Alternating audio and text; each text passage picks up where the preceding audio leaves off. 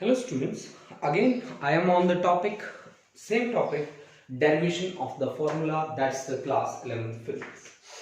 Students, before that we talk about the uses of dimensional formula. There were basically three uses. One was checking the correctness of the formula, another was conversion of one system of units into another, and the last one was derivation of the formula.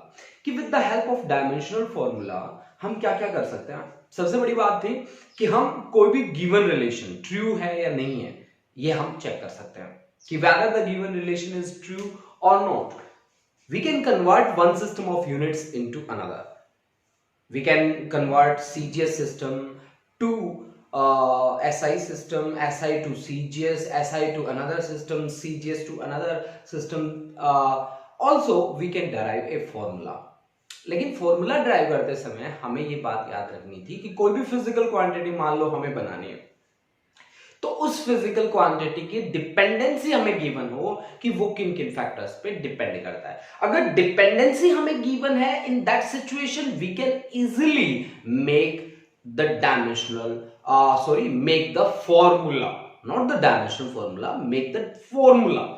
जैसे कि हमारे पास force के लिए होता है mass into acceleration, energy के लिए होता है हाफ mv स्क्वायर mgh. ये सारे के सारे रिलेशन हम बना सकते हैं खुद ब खुद. कैसे बना सकते हैं हमने लास्ट टाइम भी स्टडी किया था.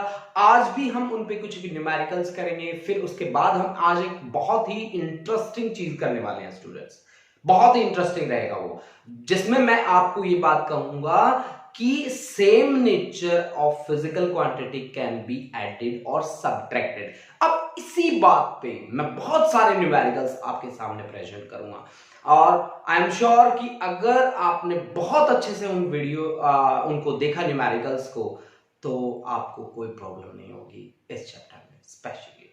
चलो आप पहले एक न्यूमेरिकल देखो. मैंने यहाँ पे न्यूमेरिकल दिया है. वो न्यूमेरिकल यहाँ पे क्या कह रहा है, क्या पूछ रहा है आपसे, क्या क्या चाहता है वो आपसे. देखिए आप, numerical is the velocity of water wave depends on wavelength, density of water, acceleration due to gravity.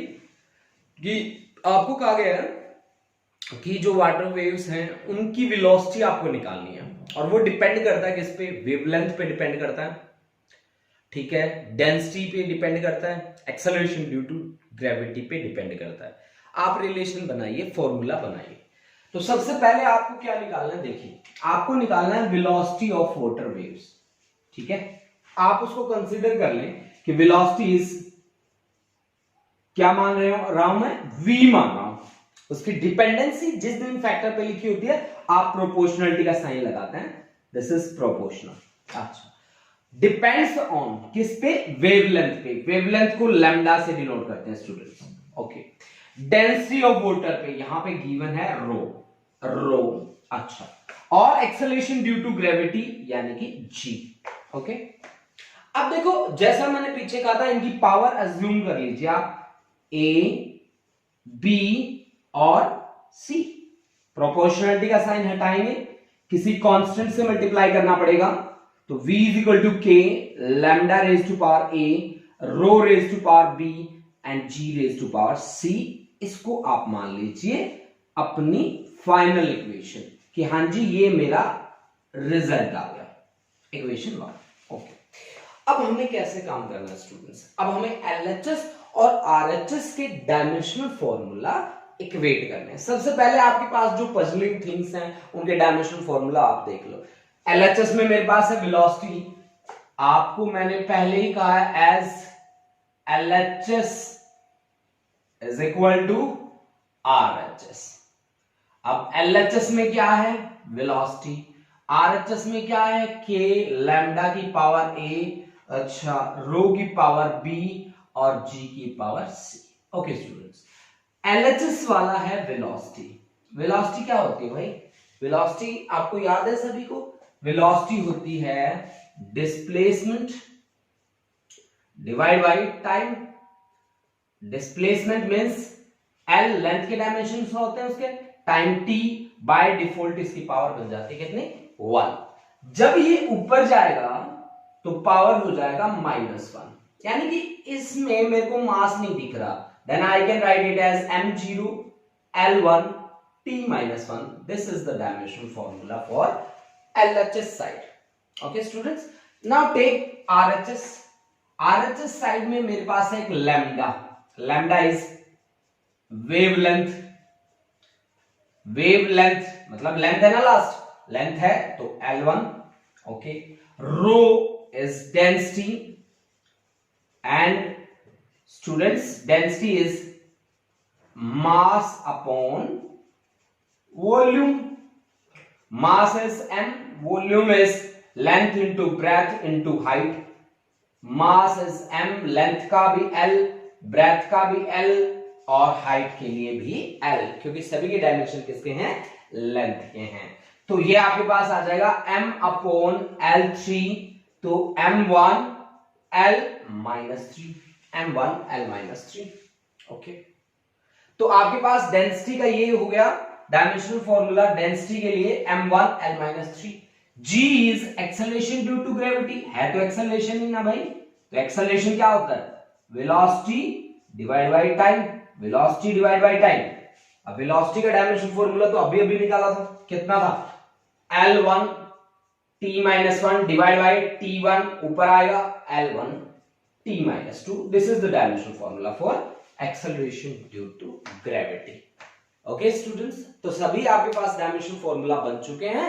अब ये सारे के सारे डायमेंशन फॉर्मूला आप इस रिलेशन में रख दीजिए.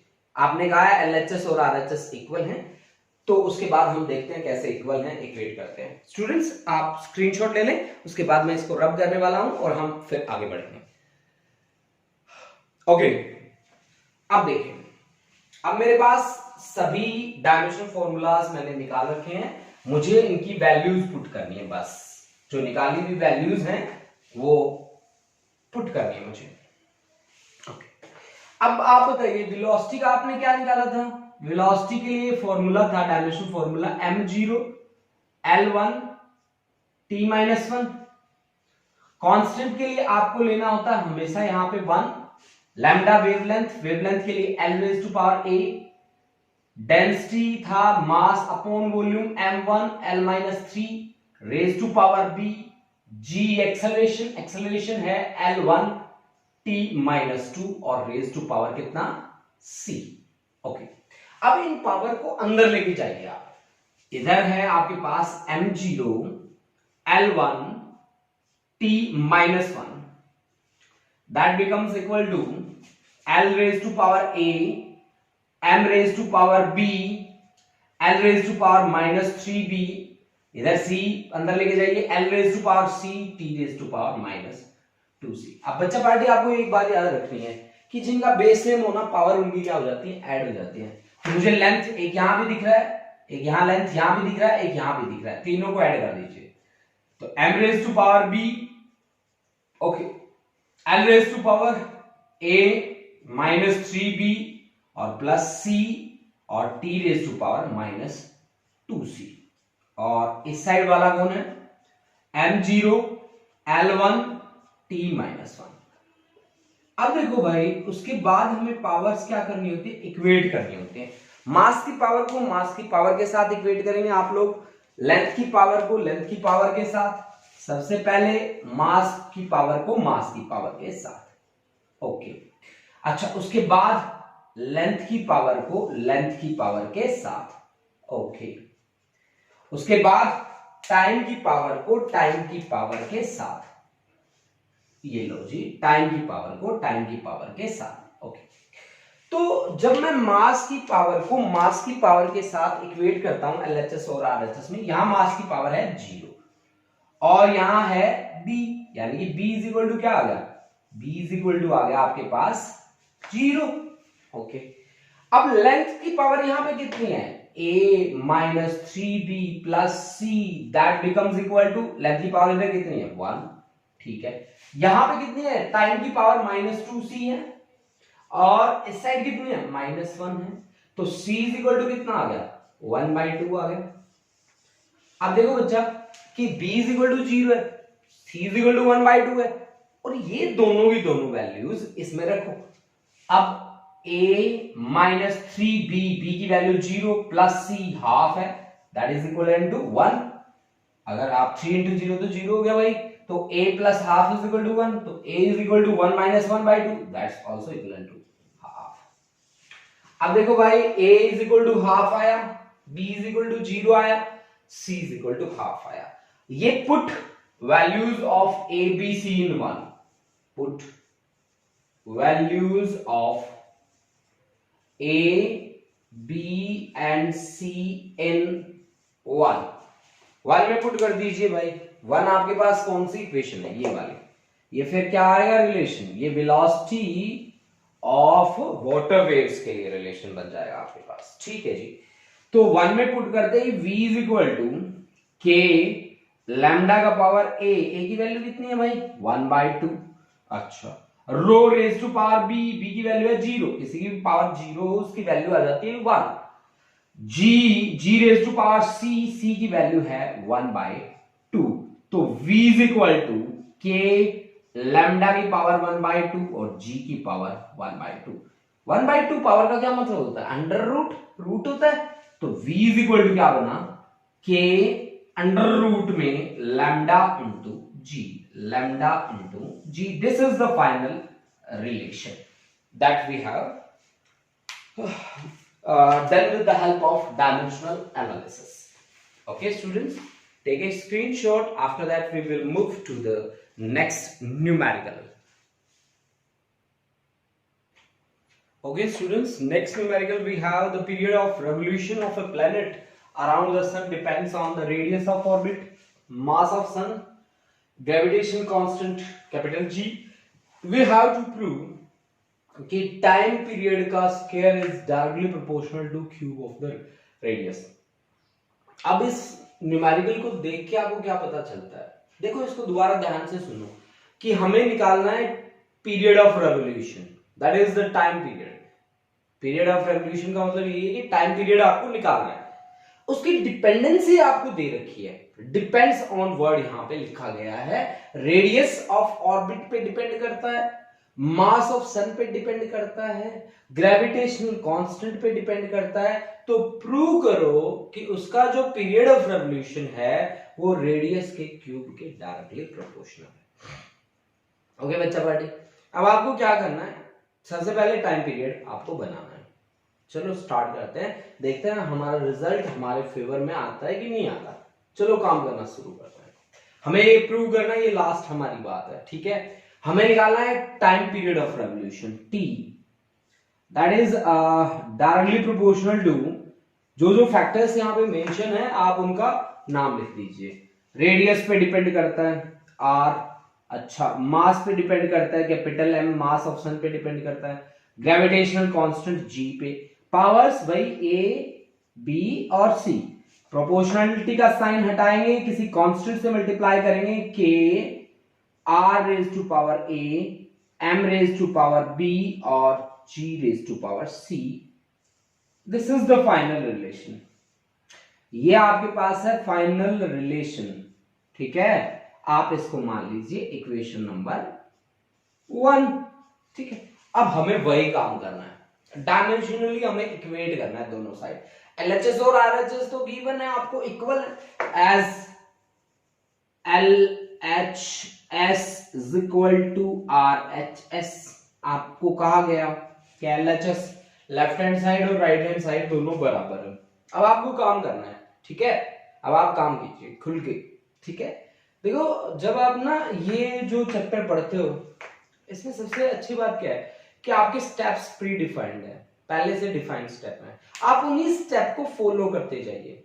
ठीक है, अगर आप उन स्टेप्स को फॉलो करते जा रहे हैं कोई प्रॉब्लम नहीं होगी आपको. ठीक है, चलो हम स्टार्ट करते हैं. उससे पहले जो डिफिकल्ट जो मेरे को लग रहे हैं ना उनके डायमेंशन फॉर्मूला बना लेते हैं. टाइम का डिफिकल्ट लगता है ना, टी होता है, कैपिटल टी होता है. अच्छा, कांस्टेंट इसका तो 1 ही लेना है. आर गया है यहाँ पे, रेडियस है, रेडियस का लेंथ के डायमेंशंस होते हैं. एम क्या है, मास है, मास के डायमेंशंस होते हैं. जी ग्रेविटेशनल कांस्टेंट का पंगा है जी, है ना. कैसे निकाला आपने ग्रेविटेशनल कांस्टेंट, एक बार आप पीछे चले जाइए, घुमा लीजिए अपने आप को थोड़ा सा और याद कीजिए जब आपने कहा कि हमारी यूनिवर्स का हर एक मास दूसरे मास को अट्रैक्ट करता है. ठीक है, मासेस आपके पास थे m1 m2, सेपरेशन था उनके बीच r, और आपने मुझे कहा कि इन दोनों के बीच फोर्स ऑफ अट्रैक्शन होगा F is equal to G m1 m2 divide by r square. आपने ये कहा कि इसका नाम है ग्रेविटेशन फोर्स, हमारे नेचर की सबसे वीक फोर्सेस में आती हैं ग्रेविटेशनल फोर्स। ओके बच्चा पार्टी, तो हम लोगों ने यहां पे ये बातें लिखी थी कि force of attraction between any two masses of this universe is directly proportional to product of masses and inversely proportional to square of distance between these two masses. And if we remove the sign of proportionality, then we have to multiply with some constant, and that constant was G. G is the gravitational constant. है ना भाई? तो अब आज हमें G की जरूरत पड़ेगी, ठीक है? अब G के साथ मुझे डील करना है, ठीक है जी। अब देखो, मैं यहां से अगर G की वैल्यू निकालना चाहूं तो G आता है F into r square divide by m1 into m2। बेटा जब आप इस चैप्टर में चलते हो ना, तो सबसे अच्छा डायमेंशन फॉर्मूला मुझे जो लगता है, मैं अपनी बात बता रहा हूं, मुझे जो लगता है वो है फोर्स का। कहीं भी चले जाओ यूज होता ही होता है, ठीक है? तो फोर्स के डायमेंशनल फॉर्मूला को तो आप टिप्स पे रखो अपने, कहीं भी चले गए आप, फोर्स का डायमेंशनल फॉर्मूले की जरूरत पड़ेगी, आपको याद होना चाहिए MLT-2, है ना? मुझे तो याद है भाई, आप भी याद करो, ठीक है? तो फोर्स का तो मैं डायरेक्ट लिख रहा हूं, फोर्स का है m1 L1 T-2, r जो है इनके बीच का डिस्टेंस है, r square L square divide by mass, चाहे कैसा भी हो, मास तो मास ही होता है, हर एक मास का डायमेंशनल फॉर्मूला m ही होगा। अच्छा, जो कैंसिल हो रहा है कैंसिल कर दीजिए, मास से मास उड़ा दो, मास की पावर यहाँ पे 1 है, ऊपर आएगा पावर हो जाएगा -1। ओके, L2 + 1 बेस सेम हो तो पावर ऐड हो जाती है, 2 + 1 3 और T-2। Students one thing you have to keep in mind, base same हो तो पावर ऐड होती है। ऐसा नहीं है कि मास की पावर दिख रही हो, टाइम की पावर दिख रही हो, आपको ऐड करके बैठा दो, कह दो ये लो जी हमने तो पावर ऐड कर दी ना, ऐसे नहीं करना। बेस सेम हो तो ही पावर ऐड होती है, मेरी बात मैं बार बार रिपीट करता हूं इन बातों को, बेस सेम हो तो पावर ऐड हो जाती है। Okay guys, G is m-1 L3 और T-2, m-1 L3 T-2। Okay students, अब इसका यूज हम यहां पे कर लेंगे, इसको बना के रख लो भाई, इतना बड़ा डायमेंशन फॉर्मूला याद नहीं रहता मुझे, हैं? आप लोगों को रह जाता है? अगर रह जाता है तो बहुत बढ़िया। अच्छा जी, LHS और RHS आपने कहा है कि सेम है, ठीक है। अब T टाइम, LHS में तो टाइम है, तो उसके पास मास कितना होगा 0, लेंथ कितनी होगी 0, टाइम है तो टाइम तो होगा ना भाई, कहीं टाइम का भी फ्लो में कह दो 0, ऐसे नहीं करना। कांस्टेंट का K का 1, R का लेंथ की पावर है A, मास का कैपिटल M का कैपिटल M B, और फिर आया खतरनाक वाला formula G, m-1 L3 T-2 और पावर है उसका C। ओके स्टूडेंट्स, अच्छा जी, अब इसको कर देते हैं रब, क्योंकि इसका काम हो चुका है तमाम। ओके, अब देखिए आपके पास है m0 L0 T1, that's LHS side, RHS side L raised to power A, M raised to power B, इसको अंदर लेके जाइए, M raised to power -C, L raised to power 3C, T raised to power -2C। Base same हो तो power add हो जाती है, अभी मैंने कहा था MB-C, ये देखो और ये देखो, ओके, और ये देखो और ये देखो, लेंथ A + 3C और T raised to power -2C, that's equivalent to, किसके इक्विवेलेंट है m0 L0 T1। Okay students, okay. अब देखो आप एक बात मेरी, कि मास की पावर को आप मास की पावर के साथ इक्वेट करते हैं। अच्छा, मास की पावर को मास की पावर के साथ अगर मैं इक्वेट करूं तो B - C = आता है 0, तो B = आ जाता है C। ओके, अब लेंथ की पावर के साथ इक्वेट करते हैं। लेंथ की पावर के साथ इक्वेट करें तो a plus 3c is equal to 0। a plus 3c is equal to 0। तो a is equal to minus 3c। Okay, अच्छा टाइम को टाइम के साथ, टाइम की पावर इधर है 1, इधर है माइनस 2c, तो 1 is equal to minus 2c। तो c is equal to minus 1/2। c is equal to minus 1/2। तो a is equal to, c की वैल्यू माइनस 1/2, तो दिस इज 3/2। a की वैल्यू, c की वैल्यू मैंने 1/2 रखी, माइनस 1/2, तो a इज इक्वल टू कितना आ गया 3/2। और b is equal to c, तो b इज इक्वल टू आ गया आपके पास माइनस 1/2, माइनस 1/2। ओके, अब ये सारी की सारी values a b c put in 1, put in 1, put in 1, we get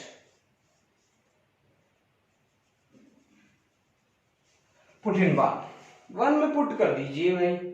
1 में पुट कर दे, आपके पास t इज इक्वल टू क्या बना, t इज इक्वल टू बना k r raise to power a की वैल्यू है 3/2। आर रेडियस कैपिटल लेना है क्या, कैपिटल आर लेना है, कोई बात नहीं, कैपिटल आर ले लेंगे, कोई बात नहीं। अच्छा, m raise to power b की वैल्यू है माइनस 1/2। अच्छा, g raise to power c की वैल्यू कितनी है भाई, c की भी माइनस 1/2 है। ओके, तो t is equal to k r की पावर 3/2, m की पावर माइनस 1/2, g की पावर माइनस 1/2। ओके स्टूडेंट्स, अब देखिए टाइम पीरियड की डिपेंडेंसी अगर मैं यहां से देखूं तो टाइम पीरियड इज डार्क, मुझे तो इसके साथ डील करना ना यार, मेरे को तो आर निकालने से मतलब है, ठीक है, मैं दूसरे फैक्टर में क्यों देखूं भाई। तो यहां से टाइम पीरियड की डिपेंडेंसी किस पे है, आर पे है, यानी कि t is directly proportional to r की पावर 3/2। ठीक है ना भाई, 3/2 स्क्वायर कर दो दोनों साइड, तो t का square is directly proportional to r की पावर 3/2 का भी क्या करना पड़ेगा, स्क्वायर, तो 2 से 2 कैंसिल। व्हाट इट मीन कि t square is directly proportional to r की cube. That we have to prove, यही तो हमें प्रूव करना था कि t square is directly proportional to r का क्यूब, जो हमें प्रूव करना था। हमने ये काम किया with the help of dimensional analysis. Students, इनके जितने भी न्यूमेरिकल आपको मिलते हैं आप कवर कर लीजिए उन सभी न्यूमेरिकल को। That will help you a lot in solving all the numerical. Take a screenshot and after that we will move to the next article. Students, अब तक हमने जो पढ़ा है वो पढ़े हैं यूजेस ऑफ डायमेंशनल फार्मूला, और डायमेंशनल फार्मूला के 3 यूजेस हमने पढ़े हैं। वो पढ़े हैं हमने, एक checking the correctness of the formula, एक हमने पढ़ा है conversion of one system of units into another, और एक हमने किया है डेरिवेशन ऑफ द फार्मूला। तो तीनों के तीनों पे बेस हमने काफी सारा न्यूमेरिकल करे हैं, तो आप इन तीनों को बहुत ही अच्छे से प्रिपेयर कर लें स्टूडेंट्स। चलो, ओके जी।